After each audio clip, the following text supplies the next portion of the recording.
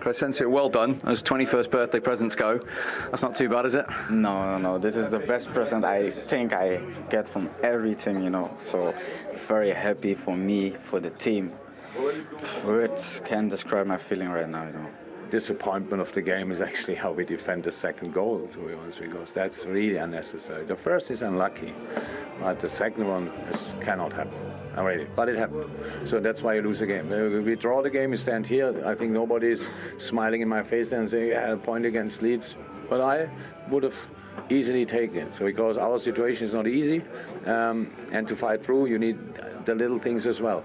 And we need to be grateful for them as well. And now we stand here and up to nothing. And that feels obviously completely different. How big a win is it after the week you've had and all the talk and the noise? Yeah, it's more a couple months that we've had, but we've stuck together. We haven't always been perfect. We're young. We believe in what we're doing. We. And today I think we saw that. And for me, we increased the moments where we were more at our best and concentrated, and we reduced the moments where we were vulnerable and naive. So we need to continue to do that, and we've got a long ways to go, but it was an important moment for us. It most certainly was. It was a stunning and dramatic win for Leeds, a long time coming. And yet another defeat, though, for Liverpool. What's going wrong, Aaron? Well, I thought it was going to kick-start their season after their performance against Manchester City. We saw the energy back. But then they were fortunate to beat West Ham. West Ham missed a penalty. Then they go to Forest last week. Poor result. And then, of course, this result here. But defensively, they've been so poor, and that means everyone across the back of it. Why do you think that there's is? a lack of protection, too many errors. I mean, this is just a crazy error from Gomez. He doesn't even look. Not once does he look where his goalkeeper is. Plays the blind pass. He just can't do that at all. Rodrigo's quick to react, and he gets a simple tap in for him. So, yeah, basic error. You shouldn't do that at all. But this is more worrying. From a free kick, one long ball, take a touch, no pressure on the ball, whip it in. Aronson comes from nowhere. That, again, should be in the back of the net. Too many chances. Too easy to get through. A lack of protection. Look at the numbers that Leeds are trying to get forward. 4v2. Harrison this time. Again, that should be in the back of the net, in a decent save from Alisson. Again, yes, really good play from Leeds, but 1v1. Again, at the back from an attack from Liverpool. So they're so slow with the turnover of possession. Liverpool, same thing again, one pass. Look, 3 against 2 again from Leeds. I know Liverpool created chances, but so are Leeds. Aronson, good ball into Somerville, but better touch there. I mean, that's a terrible touch from Bamford. That should be a touch and the effort away at goal. Better touch and they're in again. And then the winning goal. Poor clearance. 3 of them on him there, on Nonto. There's nothing, not pressure on the ball. Got to stop the cross, and it's far too easy from Van Dijk. He stands off him, can close him down. Got to get closer to him. What a moment for Somerville. What a finish and what a performance. What a result for Leeds United. But Liverpool, I know I've said it before this season, but they don't half look a yard slow. Yeah. Whatever you say, Jesse Marsch, lots of talk about his position lately, but the players were fighting for him. There's no doubt about that. And the man of the match had to be Meslier. Did he 9 saves, which is the joint most of any keeper in any game this season. I was very surprised at Jesse Marsch with all his animation. He didn't mention him once, but I think Nunes has got to do better there, lift it over him. But he's made good saves. He's made the kind of saves that you should make. And I think that some of the finishing has been pretty poor as well. So I don't want to take anything away from him, because when you look at some of the finishing, you're thinking they could be a little bit more clinical. But I think that's a save. That's a good save. It's a save he should be making. And then once they do get through, again, he's got good angles, good save. Uses his feet, another good save. And it's one of those situations where you go to a place like Liverpool, if you don't get it right, if your goalkeeper isn't on it like he was today, you probably get beat. You probably let him 3 or 4. But he was very, very good today. Yeah. Really pleased for him. Certainly was. Spurs, who'd lost their last 2 in the league, faced a Bournemouth side still fuming after VAR gave West Ham a helping hand on Monday. A rather frustrated Jurgen Klopp there, and you can understand why, because you just have to look at those results. Back-to-back losses against Nottingham Forest and now Leeds United. Teams that they would have put away last season, and I think that's the problem for Liverpool fans and probably for the players, knowing that last season was just so different to what we're seeing now. But David, he mentioned there they can't control these sorts of games, they're giving the ball away too much. Why do you think that is? Well, first of all, it's interesting you mentioned last season, because if you remember the run into last season, they were doing the same thing, conceding early, coming back and winning games. They were winning games of football. I think, and again, I've got a lot of friends, as you can imagine, who support Liverpool. They beat Man City in probably the best performance of the season, I would argue. Deservedly beat Manchester City, the team that score against everybody, and then follow it up with bad results. I think the frustration is the inconsistency, and when you've got that inconsistency, winning one week, arguably in the Champions League, and then losing in the Premier League, and that now it's becoming more consistent. They're not scoring goals, because in that graph you just showed, even when they won, it was only 1-0. This is a Liverpool side who last season, even if they conceded, would still probably score 2 or 3 goals. So the goals are drying up. Again tonight they score 1 goal, and yes, Meslier played well. But Liverpool, you would argue, with the talent, should be beating Meslier, irrespective of where he is on the pitch. And I think that's the frustration. You dominate. That second half was Liverpool's half.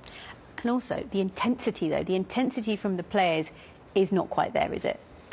It didn't seem to be there today, but let's not take too much away from the way Leeds pressed all over the pitch as well. It's a difficult system to play against when Leeds are firing, fit and firing. So we'll put that to one side. The other performances, you could argue, some of the players have been a little bit fatigued, they've been overworked, as Jurgen touched on before. But I still think it's a little bit of an excuse. Everybody has injuries, everybody has key players out. If you look at the starting 11 and a couple of the players that they brought off the bench today, fantastic players, and I'll be honest, I would say 85 to 90% of teams in the league would love to have those players in the starting 11. So it's for me, it's a little bit of a soft excuse. I understand what he's saying, I understand where he's coming from, but, you know, I'm not having it all. So I think there's one interesting listen to Jurgen Klopp there, because he didn't actually mention Meslier by name, I don't think. No, the fact he's made 9 saves tells you that Liverpool bossed the game with regards to chances created. He was talking about the defence, and we didn't. Just thinking back to the winning goal, there was a moment where Van Dijk and Thiago kind of look at each other when Bamford knocks the ball down. That little bit of indecision there, bit of indecision, fortuitous bounce, and a wonderful, wonderful finish. That seemed to be more what Jurgen Klopp was talking about, those moments in the game where Liverpool just didn't gel right. You've got quality individuals who created loads of opportunities, but when they needed the individuals or the team to be solid, in the 90th minute of the game, it didn't happen. You end up losing the match. And then, if you look back at the opening goal for Leeds United, again that was a mistake, and again Liverpool starting games a bit slowly and not being quite on the pace. Yeah, and Jurgen touched on it before. He said, look, there's nothing you could do about situations like this. It's not something of Leeds United's creativity or something along those lines. It's just really bad defending, an isolated incident. But you know, it's happening a little bit too often, and that's something that needs to be knocked out of it. Gomez under no pressure here. Play it back to Alisson's right foot, which is an easy pass, but he plays it blind right across the goal. Slow reactions, really slow reactions from Van Dijk, because he's not expecting the pass to be as wild or wayward as it was. And Leeds capitalised on it. Like David said earlier, last season, Liverpool would concede early, yes, granted, but they would blow teams away. 2, 3, 4 goals, and it wouldn't even blink an eye. This season, the problem is they're just not scoring as many goals to blow these teams away. No Jota, no Diaz as well. Maybe, is that something to do with it?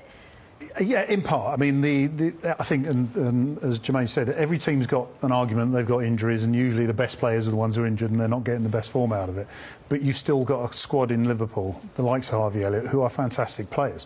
I think in part, and I mentioned last season, because they've done it before, a bit like me before the game, Liverpool win this easily. You get into that sort of comfort zone where you think, oh, we concede early, we'll still win. Mo Salah scores, 10 minutes later, after 14 minutes, oh, here we go, Liverpool are going to win. and that Leeds aren't going to fall over and lose the game for them. So in the end, the frustration builds up. That's possibly when you go to the subs bench. We mentioned it before the game. The subs bench didn't look as strong as it could be, and obviously the subs that came on didn't impact the game in a way that won the game for Liverpool. So, you know, again, I'm just going to say MRBEAR was fantastic and it wasn't Liverpool's fault, but I sound like a Liverpool fan, so... Well, look... Because of the run you've been on, because of the opponent, because of the stadium, for those reasons and more, was that just a gigantic result? Yeah, I mean, it was a good performance again. It was good that we were able to reward ourselves. So my feeling is we shouldn't be in the situation we're in, but we are. I've tried to stay calm, but also tried to push. And the group is strong, and they're committed. So I'm thankful to have them. I think they stepped up big today, and they're the reason why we were able to get the win. So you sounded positive before the game. How much did you really believe? It looks like quite a lot. Listen, you could go through the last 8 games, and we were not second best many times. There were a lot of times where we were right in the match and just couldn't find a way to make plays. And in some ways it felt like that, but we talked about staying strong in the match now and finding ways not to hurt ourselves when it was tight and finding ways to make plays. So that we did, yeah, and obviously at a tough place to play, to get the 3 points is big for us. Just expand on that for us. You know, when you're saying about you looked at how to make plays, you caused them a lot of problems. How did you do that? Yeah, well, with our principles, with our pressing, with our counter-pressing, with our sprinting, with our work against the ball, and then our ability in transition. So in the first half, we could have had more goals, and it felt like another game where we come in at halftime 1-1, and it feels unjust. But we had to weather a bit of a storm, and they're very dangerous on corners. They're big, but we hung in there. Ilan made some big saves, and then we wound up coming away with a big win. So what did you say at halftime? Because certainly in the first part of that second half, you looked like the threat was still there, but you even looked less like conceding. We switched Somerville and Harrison to try to manage their roles a little bit. We knew that Rodri was going to be tough for him. We thought about it at halftime, but we said just give us everything you have, and it wound up only being 5 or 7 minutes or something like that. I thought Pat came in and helped. I thought Willie came in and helped. I thought all the subs did a good job. You said Pat came on and helped, and he did, but when Patrick Bamford, he just miscontrolled that chance towards the end. Did you think the big moment to go better than a draw had gone? No, I just was focused on us staying disciplined within the match. That was important. You sound very calm, considering you've just won at Anfield under the pressure you were under. Yeah, I mean, again, I've believed in this group. Like I said, we shouldn't be in this situation. If you look at the metrics, we should not be in this situation, but we are, and we've tried to maximize it at all moments. And we needed something like this, and now we've got to stay strong. It's just we're still in a process here of trying to build something that's still new. And you can see like I've been saying lately, in our good moments, we're really good. And then in our bad moments, we look too vulnerable, naive. But today we reduced the bad moments and increased the good moments, and then we were able to get a result. You said we needed something like that. You personally, did you need something like that? Listen, everybody's made a big deal about me and firing me, and I'm the problem, but the board has been with me. We've all been unified. We've stuck together. So, again, it's always we. Well done. Thank you. Well done, Jesse. Well, it really was a tremendous night for him and a huge win. And he said it more than once, actually, that finally they can reward themselves for good performances, which I guess sums up Leeds United. Yeah, absolutely. Performances have been good for the most part. 1 or 2 dodgy ones in between. But, I think against the Liverpool side today, who are full of, incredible football players, really, really talented players, it was always going to be a challenge. It was always going to be difficult, and it needed to be something special to get something from the game. And whether that was absorbing a load of pressure and hitting Liverpool on the counter-attack, a little bit of fortune along the way, or going toe-to-toe with a giant in the Premier League, it's the result fortunately fell in the right place for Leeds United today. What does a win like that do for team confidence and morale, David? Yeah, Seema, I'm really confused at the moment. Okay, tell us why. For two things, because Jesse Marsch didn't look like a manager, as the interviewer said, who just won at Liverpool. And I would argue it's because, as good a performance he was talking about, that wasn't a great performance by Leeds, because they got battered and their goalie was man of the match. But they got the points, which is the most important thing. If Leeds continue playing like that for the rest of the season, they'll go down, because you can't allow teams to have 9 shots on target every game. However, when you talk about the confidence, you look at it and go, well, I'll tell you what, if we actually tighten up a little bit, we've got the threat going forward. I mean, Ali wasn't man of the match. He wasn't making loads and loads of big saves. It wasn't like Leeds were creating many chances. They were conceding them. So you have to be happy with the win, but understand what you need to do to make those wins easier in future. And Liverpool at the moment, and you've said it already with the results, aren't a side who are at the top of the table challenging for titles. If anything, they're playing like a mid-table team. So you're not even beating the best Liverpool side, even though Liverpool had the best chances in the game. It's a really confusing situation. Leeds have got to be happy with 3 points and Liverpool disappointed with none. But either side, I think if they played that way again in the following match, Liverpool would have more chance of getting 3 points than Leeds. Well, from one goalkeeper to another, let's hear from the Liverpool goalkeeper. Here he is, Alisson. Pointing, obviously, what's your understanding of what's happened tonight and why it's happened? We have to think. I believe we have to think a lot about what we did wrong tonight. But for sure, the 2 goals we concede, we shouldn't concede. First goal, a little bit unlucky as well, but the second goal we could defend better, everybody, even me as well. My point of view, I'm the biggest critic of myself. I should save that ball. Sometimes you need it, but also we had opportunities up in front. If we score goals, you know how the game could settle down a little bit. We get a really tough opponent to play against. You know, like, I can say that we are really disappointed for this result. Very honest of you to say you should have saved the second one. With the first goal, do you think there's no problem if you don't slip, or does Joe just get a bit too much on it? Well, yeah, I think it was more unlucky from my side. I slipped, and if I don't slip, I could get the ball as well.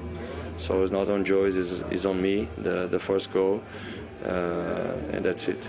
Feeling of frustration, of course, for all the players, including Alisson, although it wasn't really his fault for either goals, was it? I love that man. I know you do. He has just bailed his team out, or Joe Gomez in particular. And that's a mark of the bloke, because he wasn't at fault for the first goal. He wasn't at fault for the second goal, but yet he's standing up there and taking responsibility, which he didn't need to do. From one end of the pitch to the other, Darwin Núñez, brought in for a lot of money, £64 million. Yep. Has he delivered enough for you? I mean, in this game alone, he had a couple of good chances, didn't he? Has he done enough to warrant that price tag just yet? No, not yet. But he's finding himself in great goal-scoring opportunities like this one here. I would have loved to have seen him lift the ball up over Mellier's legs or lift it over his body here. The angle opens up for him, the goal opens up for him. You know, you would expect somebody that costs as much as he did to find the back of the net, not just on that instance, but there was one in the first half, 1 or 2 more later on in the game as well. This is the one in the first half, actually.